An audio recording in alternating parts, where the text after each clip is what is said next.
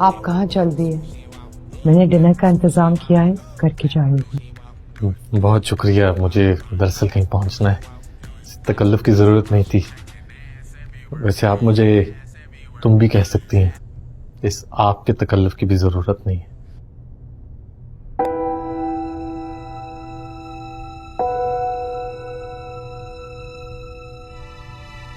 मैं अपने गुज़श्ता रवैये पर शर्मिंदगी का भी इजहार नहीं कर सकती।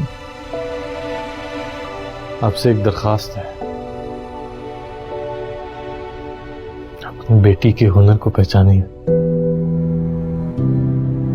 इससे यूं कोड़ी कोड़ी के लोगों के हाथों रुस्वा मत कीजिएगा दोबारा। ये दुनिया सेठ रहमान जैसे सौदागरों से भरी पड़ी है, जो कभी घाटे का सौदा नहीं किया करते।